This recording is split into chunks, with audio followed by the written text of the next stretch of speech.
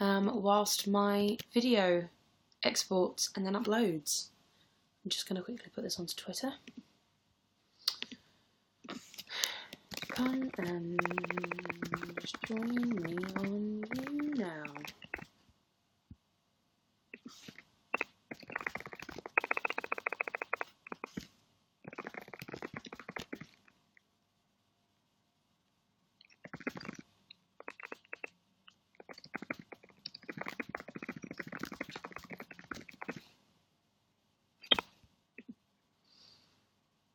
Where are we?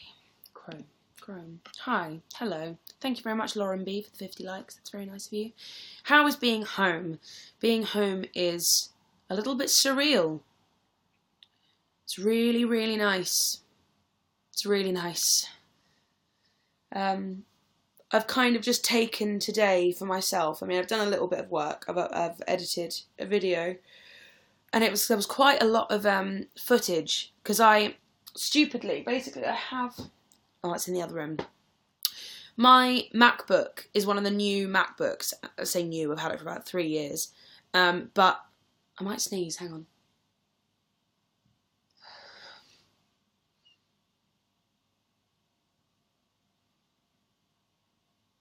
I was so sure I was going to sneeze then. That's so annoying. My MacBook doesn't have a USB port. It just has the charging port, but I have like a little white square thing that fits into the charging port, and then the white square has an HDMI, USB, and then a charging port within it, and I need that to be able to get my camera footage onto my laptop, and I forgot to take that with me to Dartford, so I couldn't get any footage from my camera onto my laptop. I got that little port from the Apple store. I think it was like £15. It wasn't like too expensive. This is a Barocca, by the way. It's not P. So yeah, I hadn't quite realised how much footage I'd filmed this week, and it was quite a lot. And because it was the end of the tour, there was so much stuff that I wanted to film before the tour ended, and I wouldn't have a chance to film it anymore. So the videos ended up being about 24 minutes long. I hope that's okay with everyone. But it is currently exporting, and it's at 69%. And then I need to upload it, but then it needs to be approved. So, apparently my profile on here still says soon to be Wednesday. Which I will change soon. I don't think you'll need tissues whilst watching the video. There was a bit at the end where I was like sobbing. Or like, not sobbing, just teary. But I cut it out because it wasn't a good ending. There was a better ending before that. Sorry, yawning. Thank you to the person giving 50 likes that ends in 1109. I can't really read the thing. And thank you, Your Average Joe, for 50 bars. That's very sweet of you.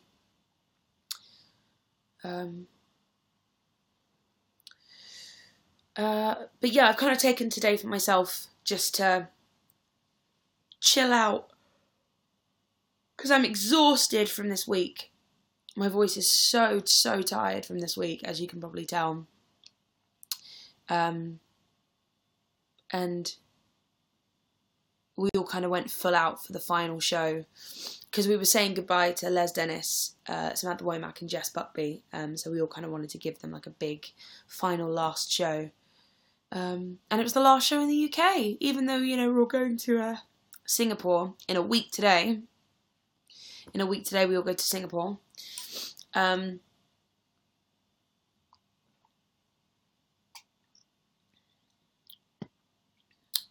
it was very strange. Will I ever update the Hopeful shop? Yes. News to come this week.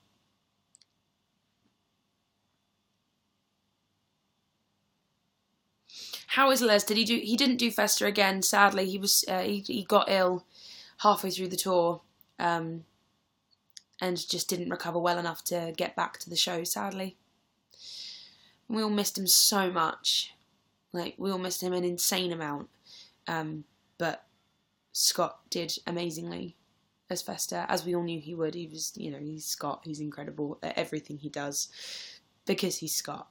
And Scott's coming to see me on Friday, and I'm so excited. I mean, I've literally just spent a tour with Scott, and I miss him already. It's ridiculous. It's the same, like, Scott and Oliver have become, like, my two, well, I say became my two main men. Scott has been my main man, like, since Chitty. We, like, clicked the first time we met in Chitty.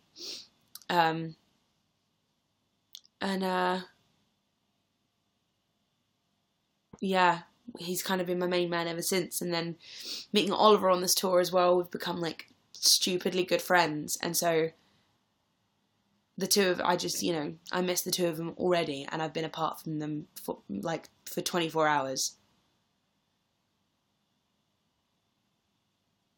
Thank you very much, Zanakin. And Zanakin, am I right in saying that you are Philip Lucas? Am I recognising you now from your picture? I think I am. I think I'm right in saying that that's Philip Lucas. I hope it is. Hi. If I'm wrong, I'm really sorry. But yes, hi.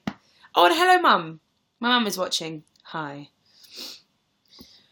And thank you very much, Emily C. Oh, I'm really sorry if I keep yawning. Is it weird doing a live show without Ollie? It is now. It is very strange doing a live show without Oliver or Scott around. I suddenly feel like there's a lot of pressure on me to answer all the questions. Everyone's asking about a cast recording. I know, like, as far as I'm aware, there isn't going to be a cast recording because no one's been told about anything. There's no talk of there being a cast recording.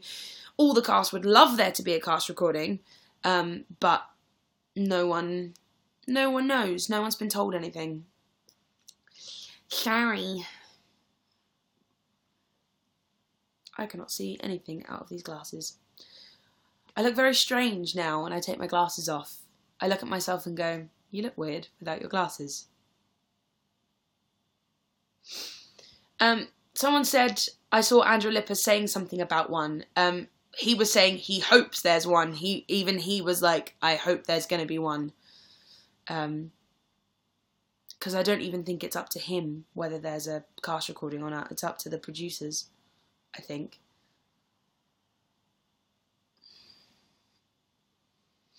Will I be doing Vlogmas? That's a very, very good question. It depends on whether I finish my book in time, and it depends on whether there's sufficient Wi-Fi in Singapore and Bali. So let's pray for both.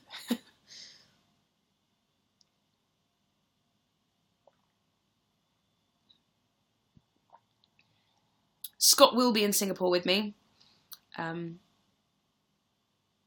Someone said my eyeliner is always on point. I'm not wearing any eyeliner. It's just mascara.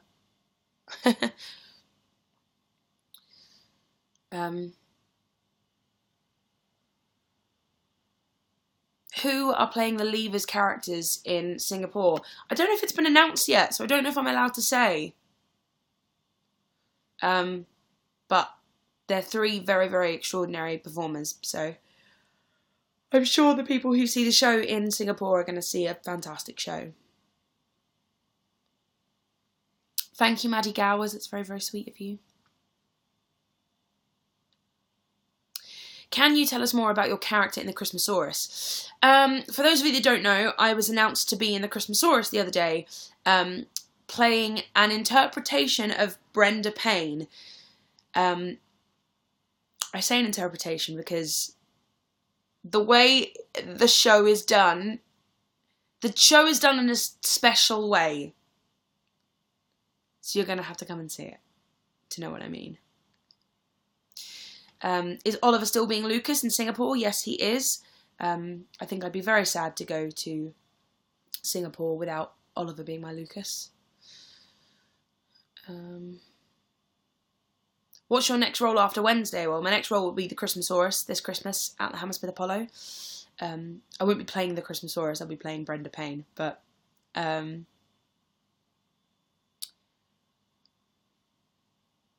apart from that, I have nothing at the moment.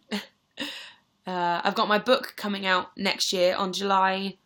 I can't remember the date. July 12th, July 13th. That's coming out next year, so there'll be lots to do. Lots of work to do on that. I've been auditioning for stuff, but I never really like saying what I have auditioned for, because then it's really embarrassing when you don't get it. This is something I want to talk about. I'm actually going to make a video on this, I think. I had an interview in Woking, and it was a phone interview, and I remember saying something, and the woman interviewing me was so surprised, like she genuinely couldn't believe what I was saying. And I kind of almost had to convince her that what I was saying was true. And not just about myself, but about all actors. Because basically, you guys, the fans of musical theatre out there, wow, thank you very much, Romy Winter, I think, or Romy Winter, thank you very much.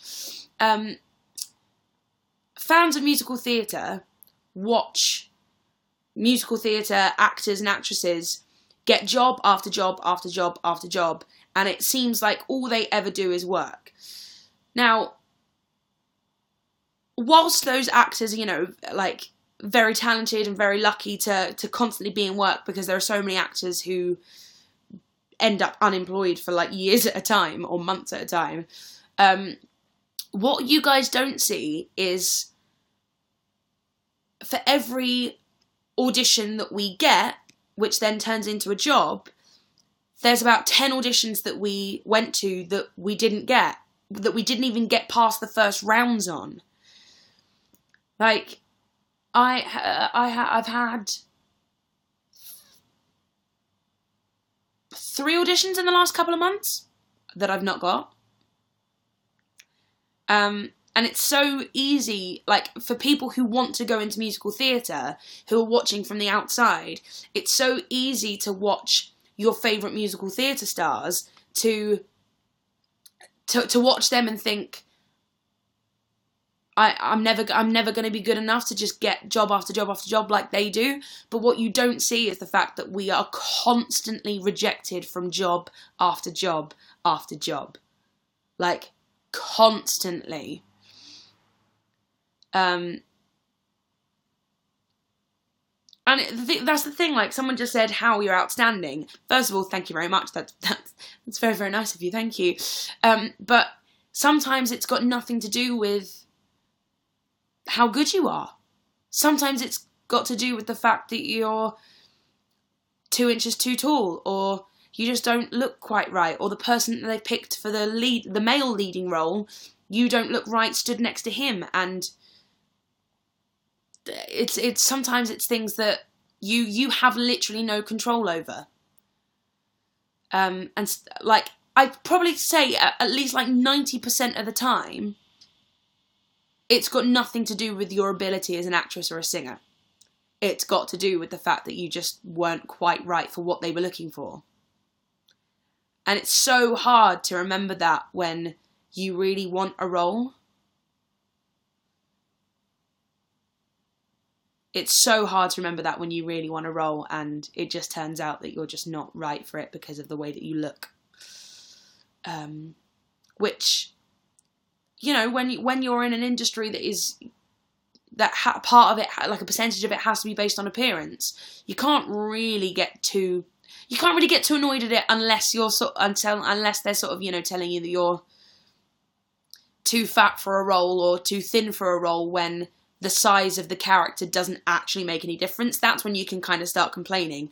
But if you're playing, like, for instance, I don't know, I'm trying to think of a good example.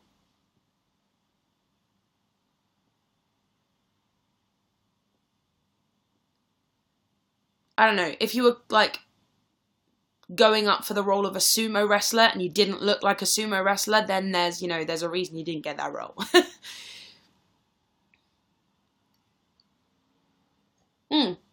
Yeah, like Tracy Turnblad, like that part has to be played by a larger girl because that's part of the character. That's like written into the story that she is a larger girl. But there are so many characters where it doesn't actually matter what they look like. And so if someone tells you that you don't look right based on, I think weight is like a specific thing, then you can kind of start making a bit of noise about it. I'd love to play Penny in Hairspray. I'd actually love to play Amber in Hairspray.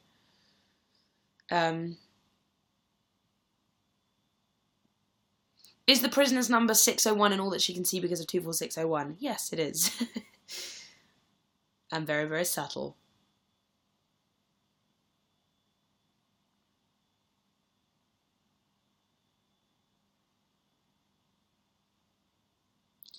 My Watch Me Wednesday, currently it is at 92% being exported from Final Cut.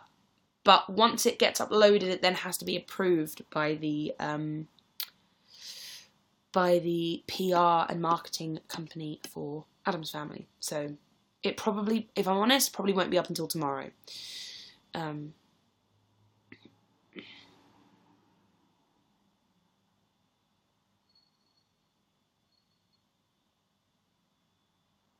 I okay? I seem sad. I'm not sad. I think I'm just a bit tired. I think I'm just chilled.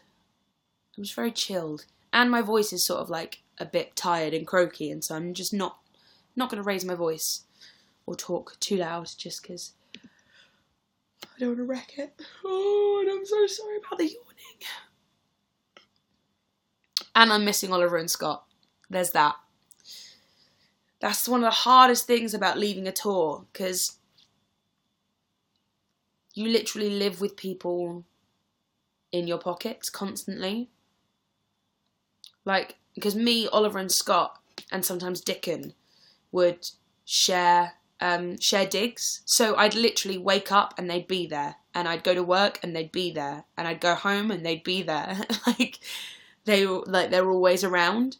So suddenly being in a flat completely on my own is a bit strange. It's a bit odd. I like being on my own. I enjoy my own company, and it means I get more work done when they're not around pestering me. But when you spend 6 months constantly seeing those people, suddenly when they're taken away from you, it's really hard. I miss them. Why did I decide to change my YouTube channel name? I think it's because I got to a point where interviewers would say the name of my channel and I'd cringe a little bit. As much as I love the meaning behind the name. My video is exported. Yeah, when interviewers would say the name, I'd suddenly go, ugh. Ugh. Just because it's a name that I picked when I was like, what? 18? 19? 18? Yeah. So, ugh. That's the feeling I get. Ugh. Right, the video is uploading privately. And this video, exclusive, is called End of the UK Tour - Watch Me Wednesday.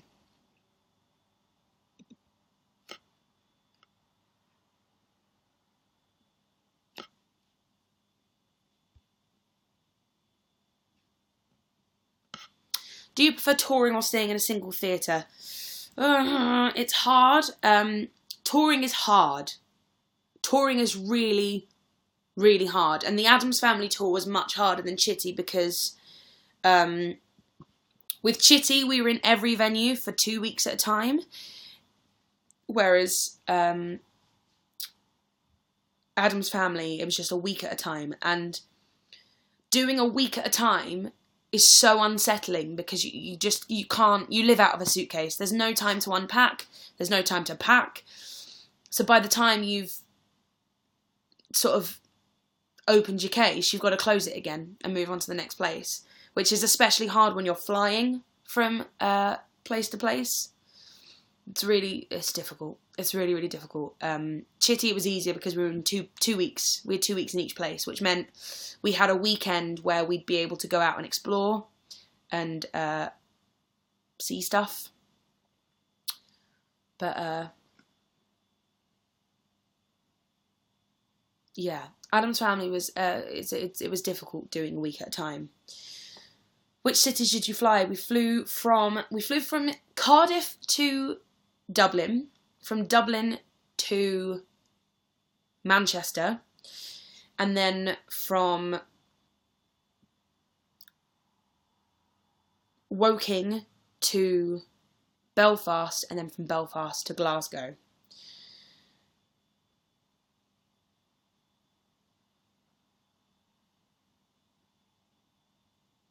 It was difficult. I need to pee. Does anyone mind just waiting for like 2 minutes whilst I go wee? I know it's really unprofessional, but there's no one here to like keep you company. It's really annoying. Like usually I've got like Oliver and Scott who can like take over whilst I go pee, but I can't do that now. It's so annoying. Right, I'll be 2 seconds.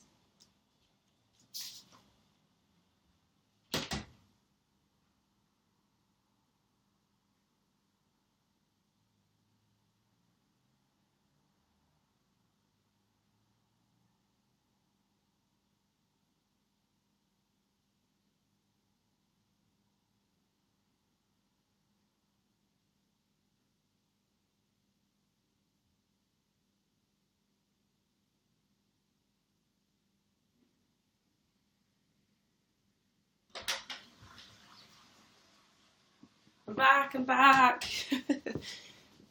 Oh. Hi, I'm here. What are all the numbers?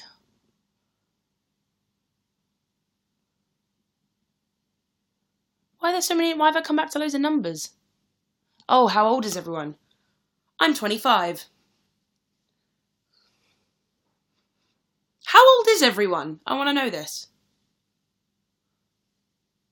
Just out of curiosity.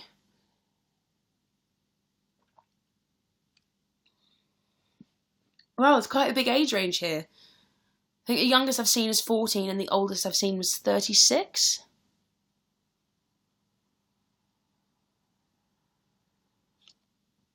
That's cool.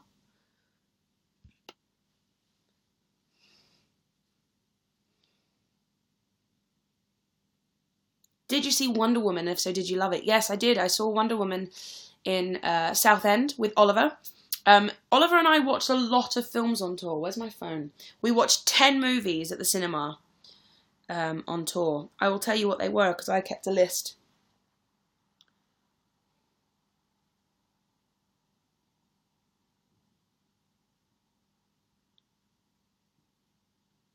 We watched Guardians of the Galaxy, Pirates of the Caribbean 4, Wonder Woman, The Mummy, Baby Driver, Spider-Man, Dunkirk, Logan Lucky, Kingsman, and what was the last movie we went to see because I haven't added it to the list. Oh, Happy Death Day. Oh, and Thor.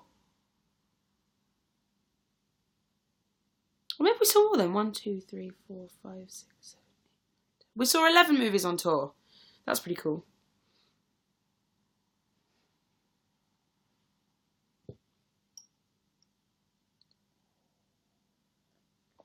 I think my favourites were probably... I loved Spider-Man, and I loved Wonder Woman, and I loved Thor, and I really liked Baby Driver as well. My least favourite was probably Logan Lucky. I don't really know why we went to see that. I don't think either of us were really up for it. I think we just wanted to go to the cinema.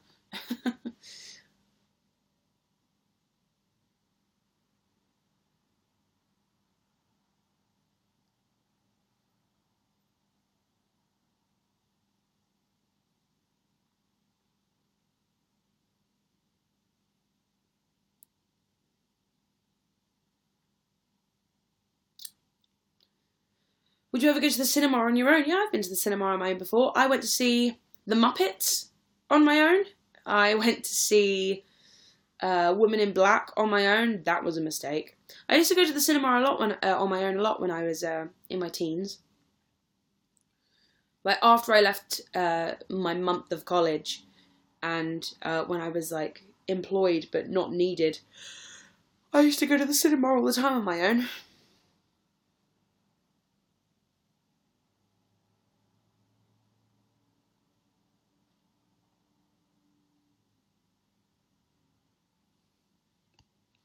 What did I take at GCSE? I started out with 10 and then got asked to drop Spanish because I was so terrible at it. So I took English literature, English language, maths. You can either do double or triple science, and I just did double. History.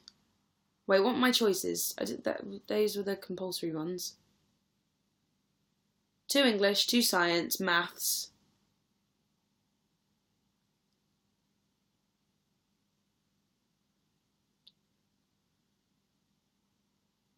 And then I took art, drama, and history.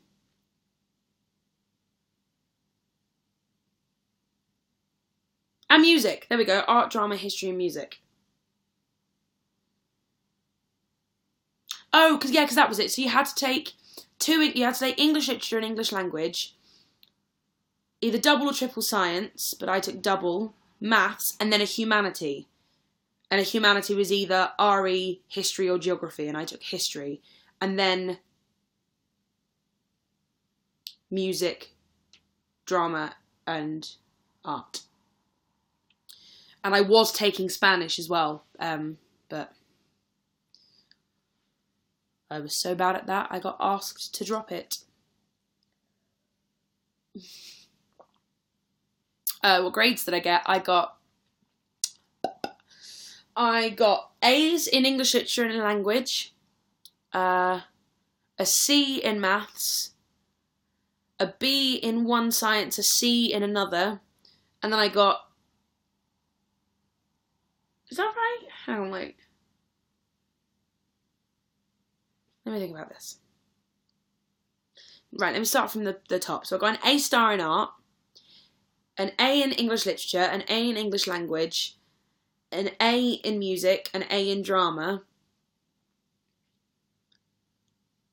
a B in A science, and then C's for maths, history, and another science. There we go, that's right. Art was my only A star.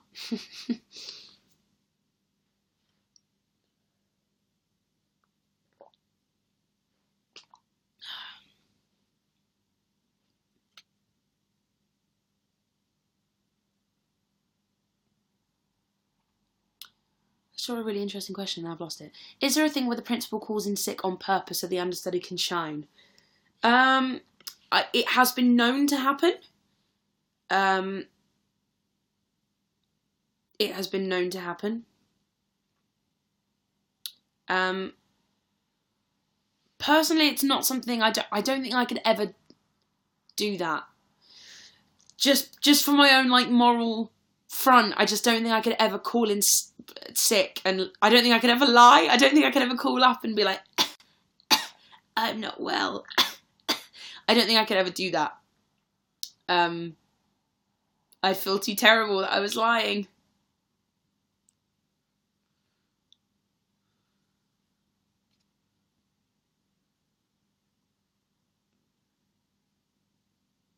Someone said you only got an A in drama and music. Yeah, I only got an A in drama and music, and not once have I ever been asked what my apart from now. Not once have I ever been asked to list my GCSE results. Hence why I can't really remember them. That's the obviously there are... What did I take at A-levels? I didn't even take my A-levels. That's how unqualified I am to be doing what I'm doing. But this is the thing. I've had this conversation a lot. When it comes to academic subjects like being an accountant, being a doctor, being a lawyer. Like, when it comes to subjects that require the facts, that require a right or wrong, that require a right answer, but there is a right or wrong answer, and it's not down to interpretation, and there are factual, scientific, academic answers to the questions that you will be asked, and there's a right and wrong way of doing things, then you need those grades. Like, there's no other way to do it, because it's knowledge, it's information, it's all information based, and you need that information in order to get further in school and college and university and then your job. Like, you need those grades to prove that you have enough knowledge to continue into further education and then be given a job. However, when it comes to creative jobs or creative subjects like art, English, drama and music, there's a degree of factual knowledge to it, but the majority of it is based on creativity, interpretation, talent, natural flair, and all of those things can't necessarily be taught or learnt and can't necessarily be graded, because it's all down to personal preference and personal interpretation.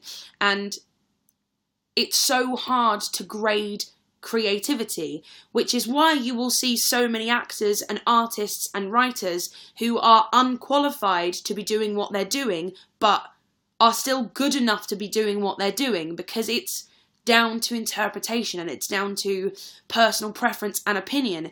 And, you know, I got an A star in art, but if I'd been graded by somebody else, I might have got a C. Like, it's all down on interpretation. And fair enough, you know, I ticked the boxes. Like, I did my coursework, which gave me a certain amount of marks. I completed my final project, which, you know, gave me another, like, ticked another box and gave me a certain amount of marks. And I showed colour and I don't know what the boxes are that you need to tick, but I showed a good use of colour and a good use of technique and blah blah blah blah. But if I'd got someone else who'd graded me, they might have graded me down on certain things that the person who did grade me graded me up on things. You know what I mean? Like, so you will find people in creative jobs who don't have a piece of paper that says, I'm qualified to do the job that I do, and yet they will still be the best at what they do, because it's down to creativity and it's down to interpretation and it's down to opinion and personal preference.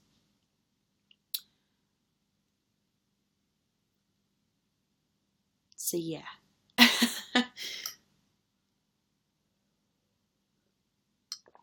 So yeah, to the person who said I only got an A in music and drama, I mean, an A is still an amazing grade, and for those of you that do, I think the grading system has changed now, but if you do get A's, then, you know, congratulations, you've done very, very well. But yeah, I only got A's in music and drama, and not once have I ever been asked to show those grades or to, you know, like, not once have I gone into an audition and they've said, sorry, before we audition you, I just need to know whether you got an A in fine art. I just need to know whether you got an A in music. I just need to know whether you got, what were your GCSE grades for drama. Like, no one cares. If you can go into the audition and knock their socks off with your voice and your acting skills, they don't care whether you got a U in your GCSEs. Like, it doesn't matter to them. If you can go in and kick ass at the role, they don't give a crap. That's kind of all there is to it.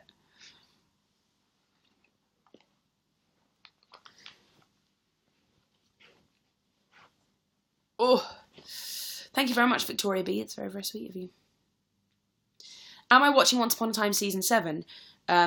Yes, I caught up today. And I'm actually enjoying it. I really like Alice. Like, I like the character of Alice. I think that's very, very cool.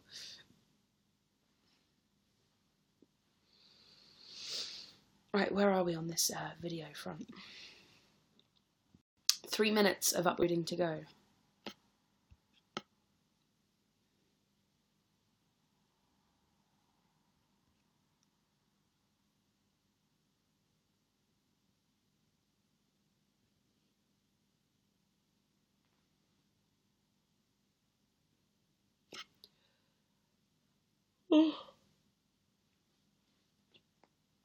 What was it like having Ronnie Mitchell play your mother?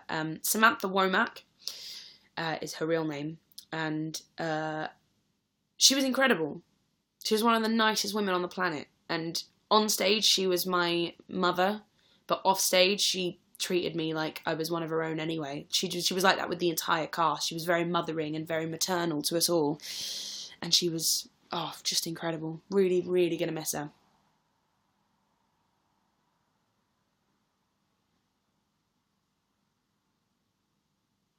I think I've bruised my leg. It really hurts.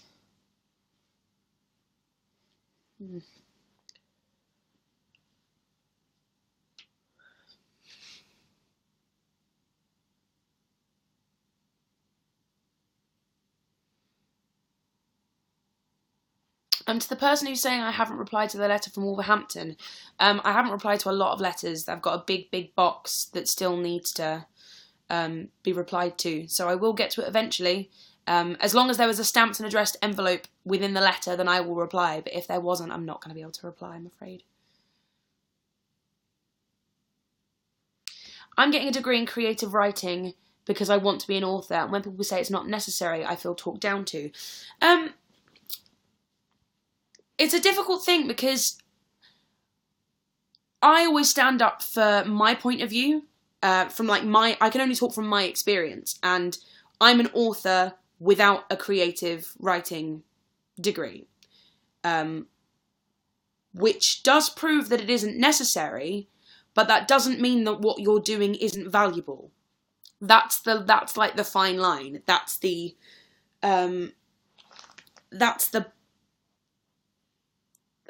not the difference between the two, but it's like the, yeah, someone just said it's not necessary, but if you want it, go for it. Because the way round that I've gone is obviously a very convoluted, unconventional way that probably won't be able to be repeated because it's so complicated. And the reason that I have eventually achieved my dream of becoming an author is because I did everything else I wanted to do first, which then opened the door to becoming an author. Whereas some people don't want to be a YouTuber and an actress, they just want to be an author, which means taking a creative writing degree is your way of doing it. That's your way of completing that journey, and that's your way of opening those doors, and it's your way of learning more up until that point. So I've taken this route and you're taking that route, and whilst, you know, I am an author and haven't done a creative writing degree, which means it isn't necessary to do a creative writing degree to become an author, but it doesn't mean that it isn't valuable.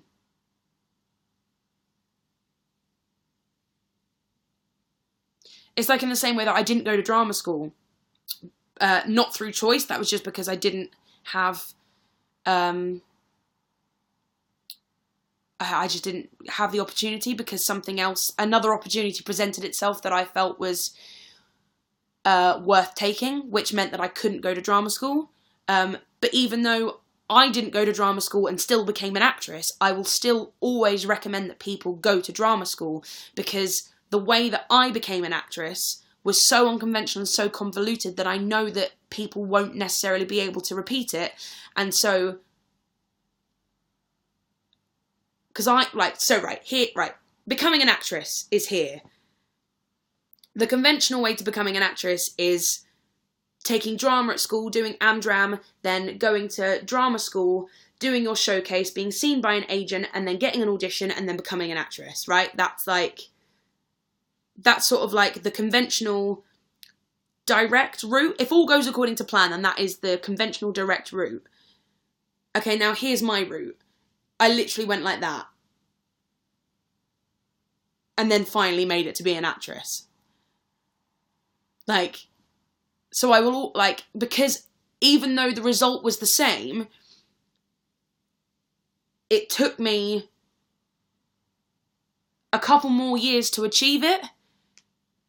And, oh, someone asked me what was my route. So I left school at 16. I did a month's worth of college and then left because I was offered the opportunity to work. Well, I'd been working on a musical with my brother for a little while, and then because my brother was working with Universal Records, obviously because my brother's in a band, they decided to sign the soundtrack and then pitch that musical to TV and film companies to see if we could get it off the ground. So then I was put on a retainer, which means I was like paid a wage essentially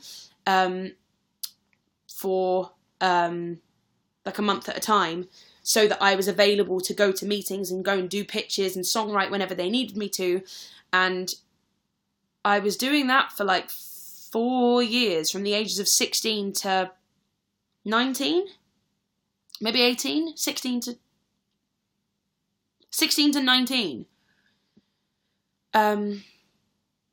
Yeah, so for like just over 3 years. And so originally, oh, this is so convoluted, but originally the plan was, in the musical, we'd written parts for ourselves.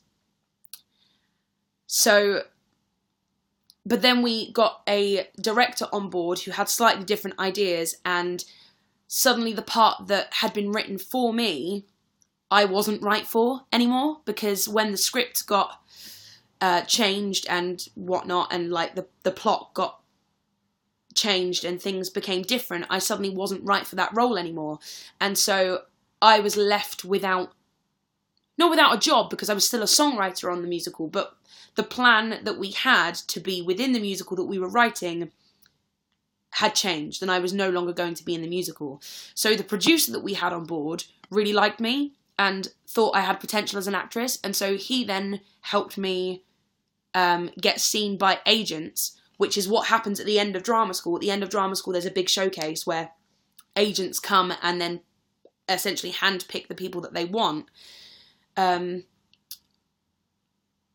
so, yeah, this producer helped me get seen by agents, and all of them said no. I got seen by like 11, 12 different agents, and all of them said no. And then a few months, I had a meeting with Curtis Brown in the November, and then about 4 months later, they called up, and at the time they didn't have a musical theatre department, and they called me up about 4 months later and said, we've got this musical movie that we'd like you to audition for, because none of our actresses really sing. We don't have anyone who is right for a musical. And so based on the feedback of the audition, we'll reconsider taking you on. And so I went to the audition, like, prepared my arse off. And I went to this audition. I had to sing, what did I have? If I could turn back time, if I could find a way. I had to sing that, and how will I know if he really loves me? I had to sing that. And then do a couple of scenes. And I didn't get it because I was too young. And they needed someone older than me. But the feedback from the audition was really good. And Curtis Brown took a chance on me and signed me up to their agency. And then I auditioned for Mamma Mia and didn't get it. And then I auditioned for Les Mis. And 4 auditions later, I got it. And then, yeah. And then that was the start of my career. So it was so convoluted and so complicated. And I just sort of went a really higgledy-piggledy way, as opposed to just doing the direct route of, going through school and education and then drama school and then doing a showcase and being seen by agents and then getting a job. But yeah. But just because it's not necessary in a creative job and a creative career to get the qualifications, I will still always recommend that people get the qualifications, because the way that I did it was so complicated and so convoluted that it probably can't be replicated. And it was a series of very fortunate, complicated events that got me there. And there was a child, someone just pointed out there was a child actor. Although that did me no favours when I went in to see the agents, because they were like, everything you've done was as a child. And when you're a child actress, all you need to do is stand there, stand in the right place, say the right line, and look cute. There's not a huge amount of acting required for the roles that I played anyway.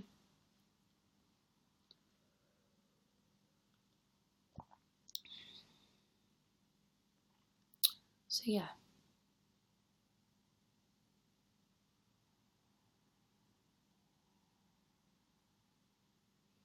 There's lots of people asking about letters. So yeah, if you want me to reply to a letter, you need to include a stamped and addressed envelope in the letter, because otherwise I won't know where to send the letter if I don't have your address. And also, there's only one of me, and there's like hundreds of letters in the box that I have in the corner.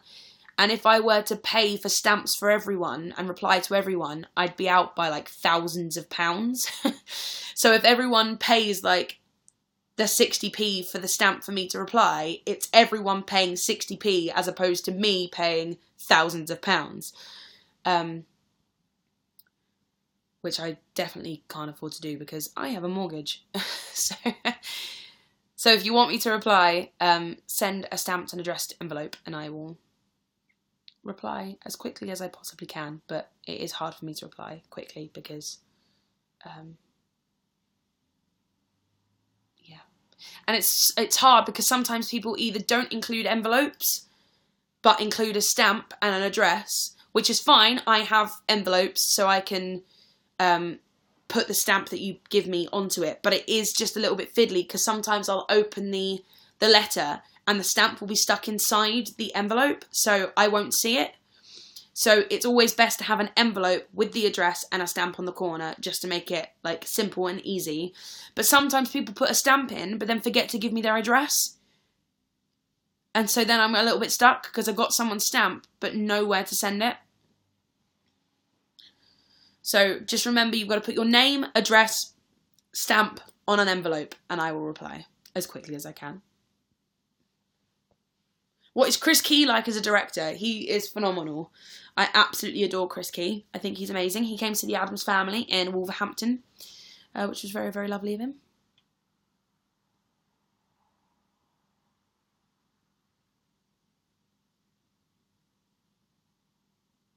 I have a P.O. box, which is in the bio of my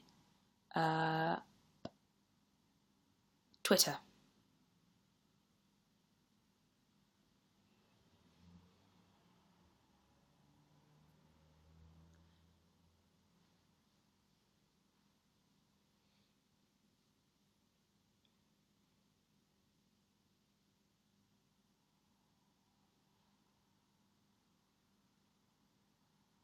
How was the audience at Stage Door in Glasgow? Were you worried we would be rowdy based on stereotypes? No, not at all. It's just when there's like a huge amount of people, it doesn't matter whether they're rowdy or not.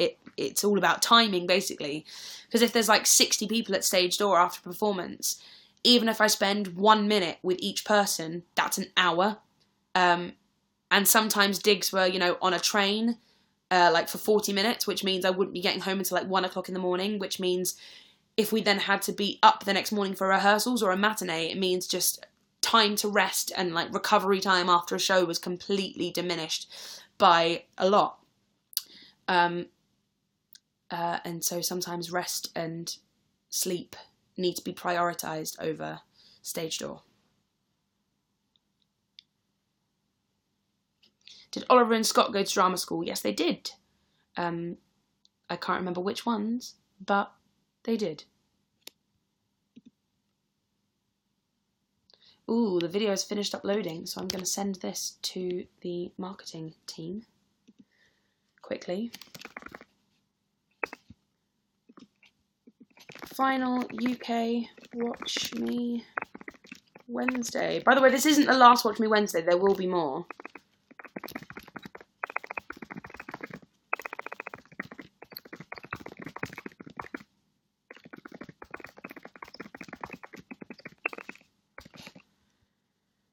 And send. No, I should probably make sure it's unlisted so they can see it. So I'm going to see Harry Potter and the Cursed Child on Wednesday, and I'm really, really excited because I've not seen it yet, and I am desperate to see it. I know nothing about it, so please do not give away any spoilers, because I've not seen it, and I know nothing about it, and I've avoided reading the script that is sat on my desk. Yet people keep asking me how I got tickets. I literally just went onto the website and bought tickets. Like, yeah, I didn't do anything special. I literally went onto the website and bought tickets. That's how I got tickets.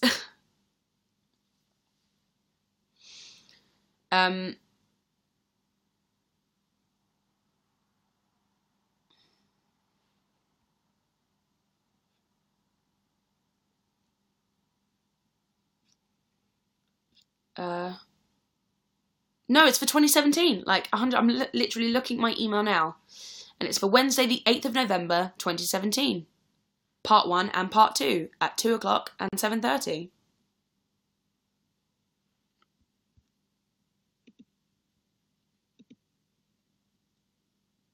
I'm seeing both parts in one day, so I'm going to go have dinner between. I'm going on my own, because everyone's either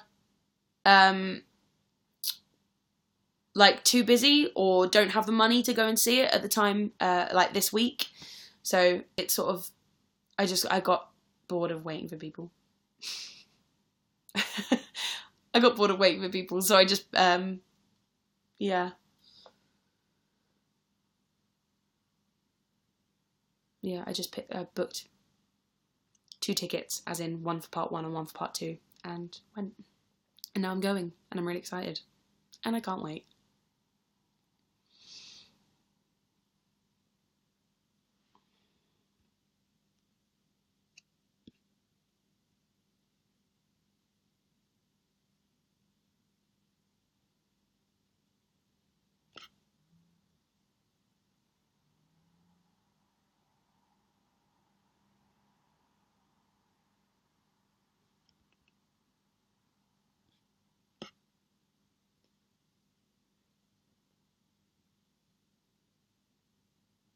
My jumper is from Stradivarius, which is a very, very nice store, which I thought was more expensive than it actually is. This jumper was like £11.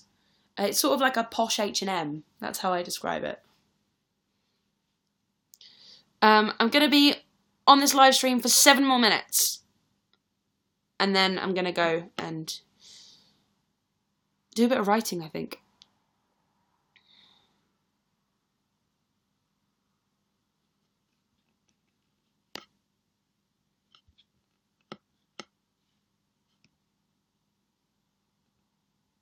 Thank you very much, Mishy D2165.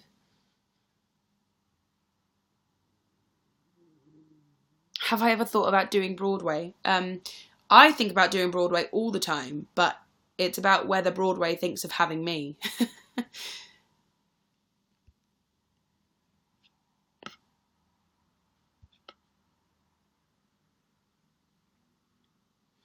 Why does Gomez call Morticia Cara and Wednesday Paloma in the Addams Family? In the same way that your dad probably has like a cute nickname for you, or your parents have cute nicknames for each other. Like my dad calls me Squig. He's always called me Squig. I've always been Squig. And that is exactly the same as Gomez calling Wednesday Paloma. Because Paloma means dove or pigeon in Spanish. And it's just like a cute pet name. And I think Cara means beloved. So whenever he calls Morticia Cara, he's calling her his beloved, which is just a cute like nickname.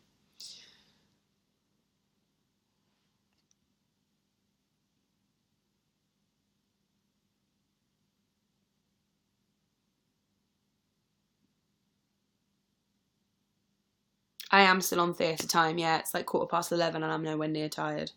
I mean, I am tired, but just in the usual general, like, exhausted way that I always am, as opposed to, oh, it's 11 o'clock, so I'm getting ready for bed.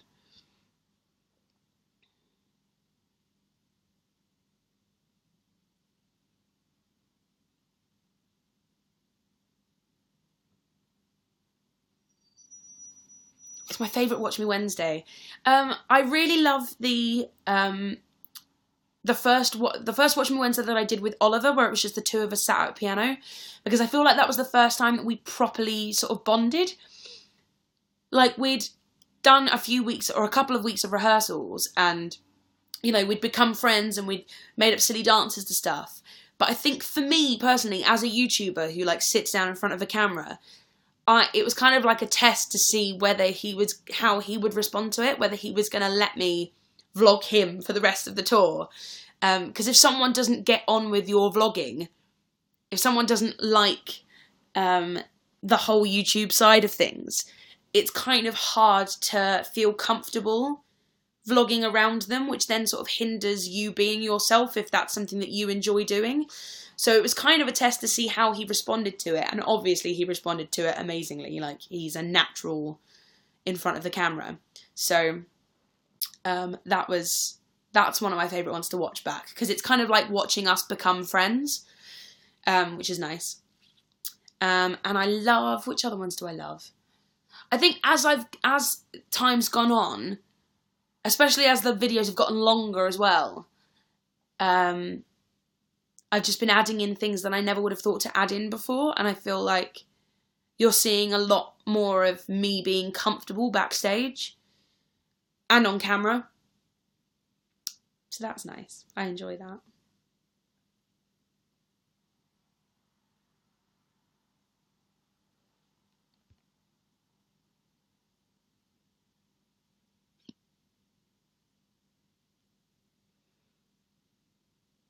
What's one costume piece from the Addams family? Oh God, I lost it. Yeah, that I want to keep, both from a costume and other characters. I love the Lucas Beinecke jacket. I love Grandma's hats. Grandma's got this great hat, which is like a little nest with 3 toadstools in it, which I absolutely love.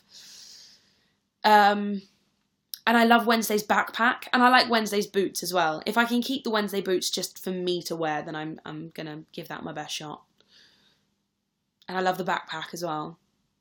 I really want to keep the arrow so I can get it framed and put that up on my wall, because obviously arrows mean a lot to me, with my last name being Fletcher, and arrows have always been just sort of a thing that I love in life. So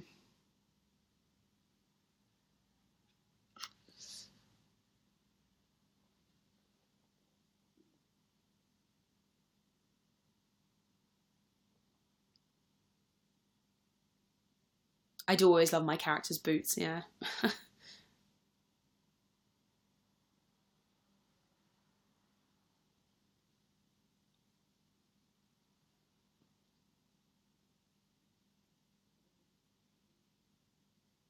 Hashtag bowl job. That still makes me laugh.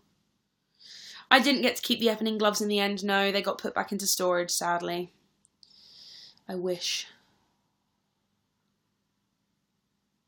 Am I a blanket person? Yes, I am a blanket person. If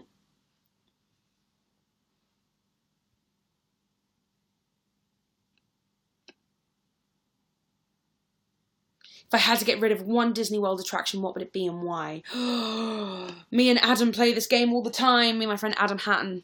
I'm